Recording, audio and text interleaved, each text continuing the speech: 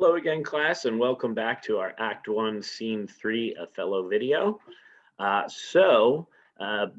scene begins in media res, as they say in Latin, in the middle of things. The meeting is going on, and the Duke is discussing their war plans, and they realize that they want Othello to lead their fleet.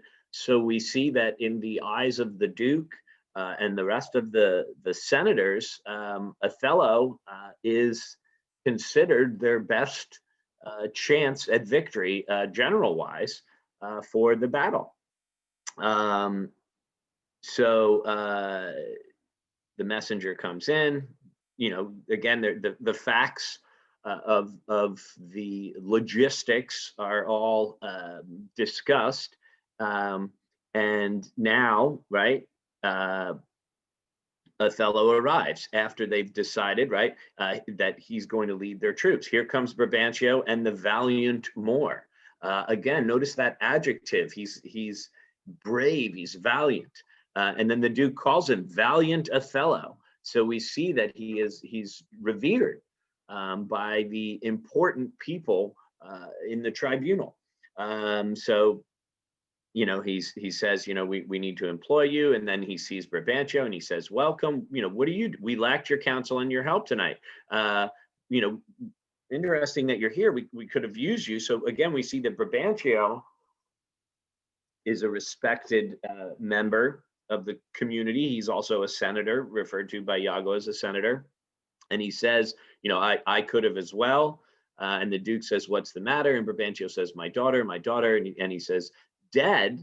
Everybody says, is she dead? And he says, yeah, she's dead to me. She's abused, stolen from me, and corrupted by spells and medicines bought of mountebanks.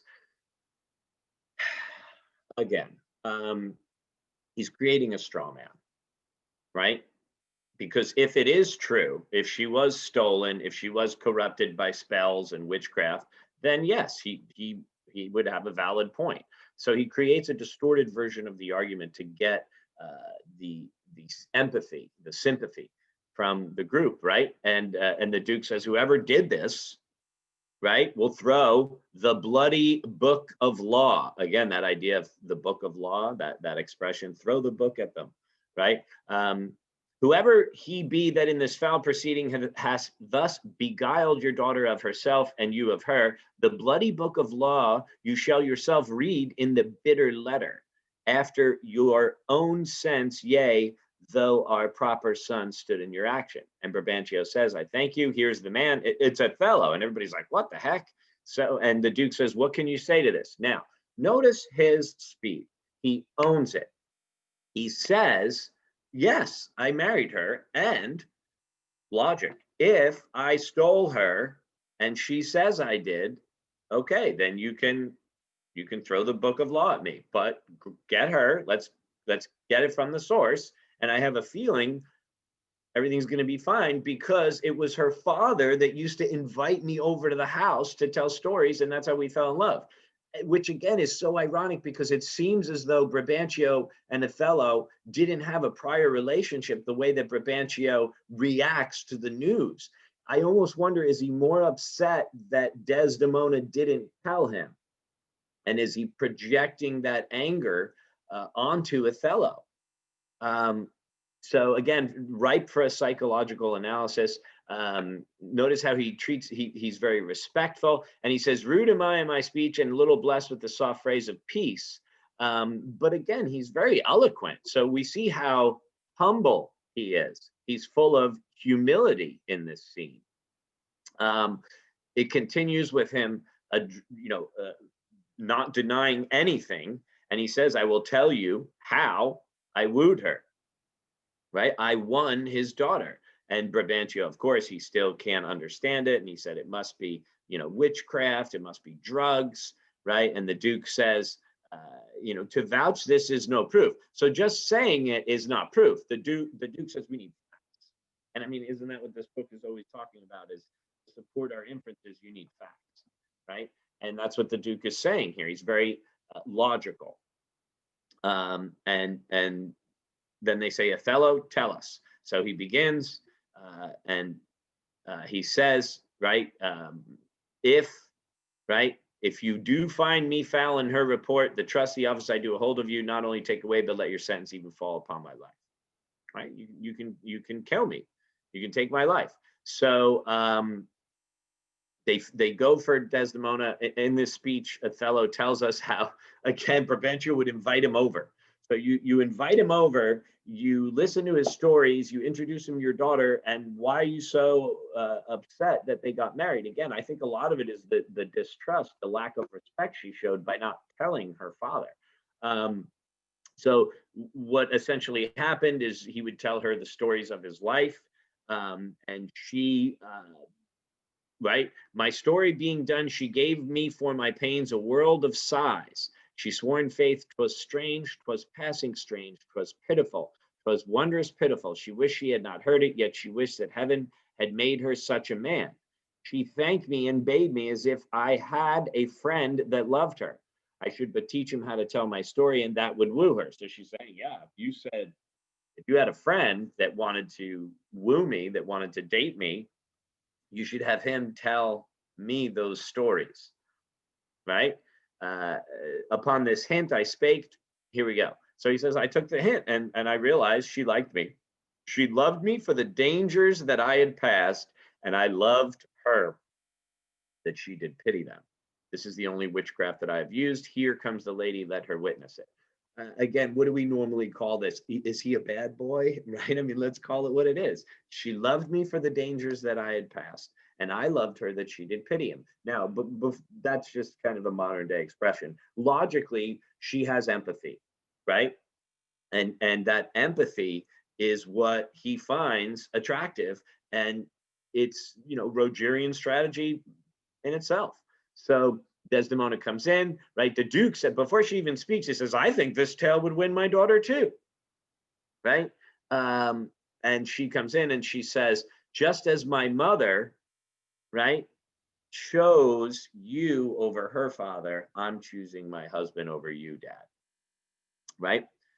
Here's my husband, and so much duty as my mother showed to you, preferring her before your father, so much I challenge that I may profess due to the more my lord. She makes an analogy. And what does Brabantio say? He won't accept it. He does not give them his blessing. He's very bitter. He's a sore loser, if you would. They keep saying that Othello won her, and the Duke said this tale would win my daughter too. Well, what do we see? We see Brabantio's a sore loser, and the Duke has really good advice here. He says, let me speak like yourself and lay a sentence which as a greaser step may help these lovers. When remedies are past, the griefs are ended, by seeing the worst which laid on hopes depended. This idea that when you get bad news, don't lament it, don't rehash it, move on, because you can't change the past logically. So you just have to deal with it and move on. And that's essentially what philosophical counseling is talking about. And just hearing myself say you can't change the past, those of you that read The Great Gatsby, that have read The Great Gatsby, there's a moment where the narrator, Nick, says to Gatsby, you cannot repeat the past. And Gatsby says, sure you can, old sport.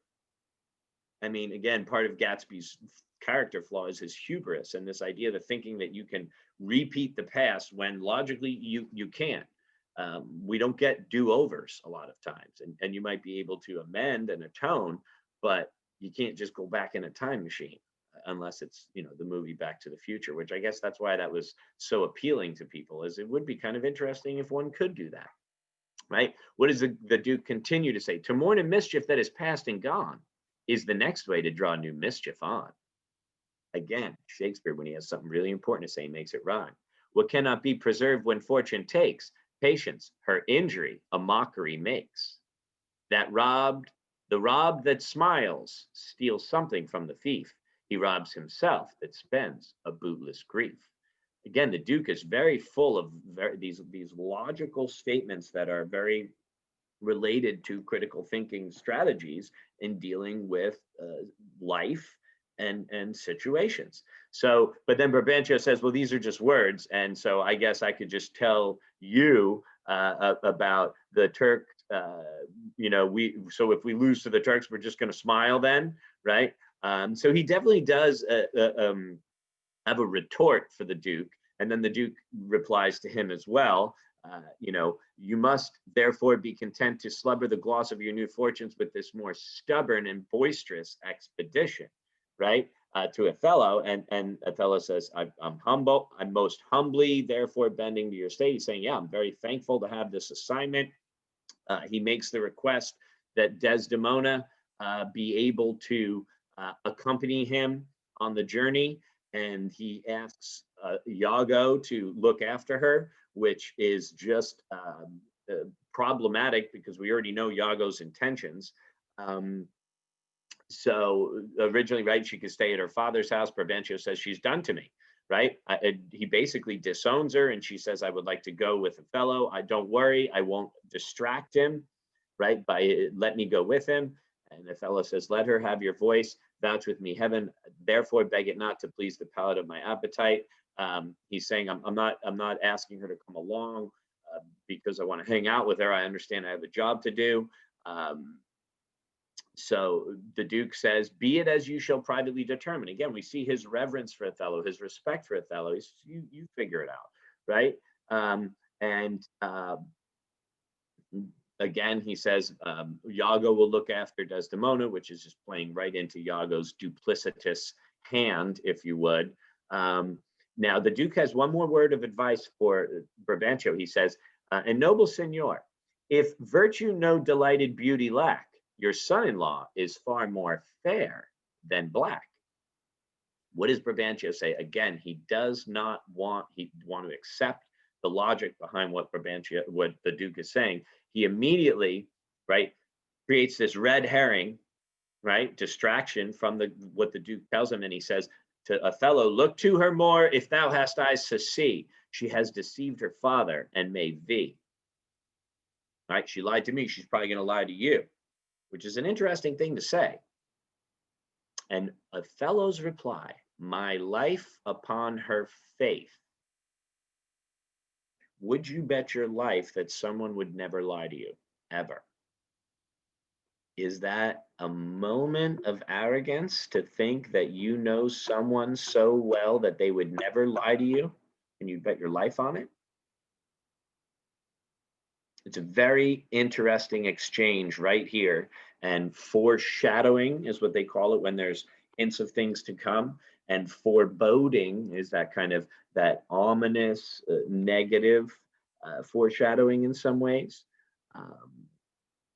Is this a moment again, we'll keep reading, no spoilers here. After everybody leaves, we see Rodrigo and Iago, and Rodrigo basically says, I'm going to kill myself, right? Because I love her and I can't live without her. What does Iago say? I thought, what, right? So we learned Iago here is 4 times 70 is about 28. And he says, wow, I would never kill myself over love. And Rodrigo, again, this illogical emotional appeals, right? Rodrigo says, what should I do? I confess it is my shame to be so fond, but it is not in my virtue to amend it. And Iago says, virtue, a fig, 'tis in ourselves that we are thus or thus. This is very interesting from a critical thinking standpoint, that we have control over our emotions. We have logos to temper our emotions. And right, the proper balance of logos and pathos in some ways contributes to our ethos. Those of you that are psychology majors are familiar with Freud. Those same ideas of the id, the ego, and the superego in some ways relate to ethos, logos, and pathos. So what he's saying is that we have reason to cool our raging motions, our carnal stings, our unbided lusts, whereof I take this that you call love to be a sector science. Reason, critical thinking, philosophical counseling. And he says, Rodrigo says, I don't believe this. And Iago says, is merely a lust of the blood and a permission of the will. Now, here's it gets interesting with this idea of masculinity and identity. Come, be a man, drown thyself, right? And he says, I profess thee my friend, right? And I find you to be strong. He's very good at building Rodrigo up so that he can manipulate him in the future. Right? Again, his deceitfulness, his duplicity. And what's interesting is that Iago, although he lies to everyone else in the play, does not lie to us in his moments of omniscience. in his soliloquies. So he keeps telling him, put money in thy purse. If you notice in this speech, I think he says it 3 times, put money in thy purse, put money in thy purse, right? And he's saying, if you're going to kill yourself, why don't you just give me all your money and I'll really try to help you woo Desdemona if you give me all your money. Because if you're going to just give up and die, why not just give me all your money and I'll try to one last time to help you woo her. It's a very interesting persuasive technique that Iago uses, and it works.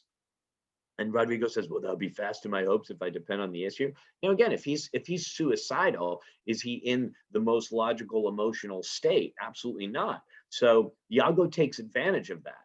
And throughout the play, he's very keen to find people's weaknesses and to prey on them, take advantage of that.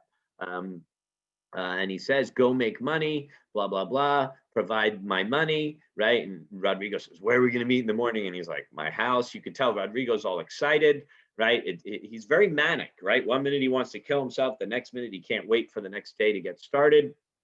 Iago says, don't kill yourself, and make sure that you put money enough in your purse. And what does Rodrigo say? I'm going to sell all my land. So here we go. Now Iago tells us, right? Thus do I ever make my fool my purse. So in this moment of omniscience, again, he lies to everyone else in the play, but he doesn't lie to us, right? And he says, I'm only expending time with him for fun and to make money is why I'm hanging out with Rodrigo. So he tells us he doesn't like Rodrigo, and all of his professing that he's his friend, it's all part of his duplicity. And he tells us here, very strong word, I hate the Moor. And he's suspicious that he might have slept with his wife. And he says, I know not if it be true, but I for mere suspicion in that kind will do as if for surety. So this idea that Iago says, all I need is suspicion and I'll take it to be the truth, which is not logical. He has jealousy within himself. That's why he's very good at bringing it out in others. And that's the thing about people that are negative, is they usually have that negativity in themselves. That's why they're so good at bringing it out in others. He's basically says, all I need is suspicion and I'll take it for fact. I think he's sleeping with my wife. And later in the play, he tells us, I think Cassio slept with my wife too. So he's a very jealous person. That's why he's able to bring that jealousy out in Othello. And he says, the better shall my purpose work on him. Cassio's a proper man. Let me see now, right? To get his place and plume up my will. So he wants to become lieutenant because he feels that Cassio was given the promotion without proper credibility. And he says, what am I going to do? How? Let's see. After some time, to abuse Othello's ear that he is too familiar with his wife, he hath a person and a smooth disposed to be suspected, framed to make women false. He's saying Cassio's, he's a smooth guy. It won't be that difficult to put the suspicion in Othello that Cassio's with Desdemona. The Moor is of a free and open nature that thinks men honest that seem to be so, and will as tenderly be led by the nose as asses are. A habit it is engendered. Hell and night must bring this monstrous birth, the world's light. He refers to his plan as a monstrous birth, and it is hellacious. It is evil. He's going to need the help of Satan, if you would, of ministers of evil to bring his plan to fruition. He recognizes the duplicity, the evilness of it, and because Othello is trusting, and he thinks that men honest that but seem to be so. So all you need to do is act like you're honest, and he'll believe you. Is he too trusting? Just like Duncan and Macbeth, is he too trusting? So there's a lot going on, and there's a lot related to identity and psychology and culture and gender. So this play is ripe for any one of the various literary criticisms and theories that we focus on when writing our essays, from writing logically, thinking critically, critical thinking strategies, and from reading and writing about literature, our literary criticisms and theories from pages 170 to 183.